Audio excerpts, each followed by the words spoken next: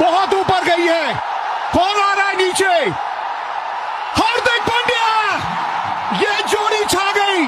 पांड्या डाले, जसप्रीत बुमराह कैच करे, वो डाले, पांड्या कैच करे, हो गया काम। 2 झटके लग गए, एक के बाद एक।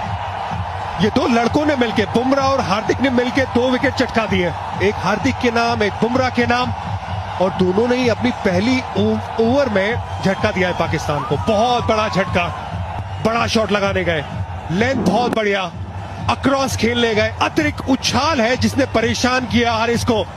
हार्दिक ने कोई गलती नहीं की, लेकिन बूम बूम बुमराह, जसप्रीत बुमराह, इनके खाते में एक और विकेट नई गेंद के साथ। ये भारत का सबसे बड़ा चमकता हुआ सितारा है, जो हमेशा अंडर प्रेशर बहुत चमकता है। 6 पे गिरी पाकिस्तान की दूसरी विकेट।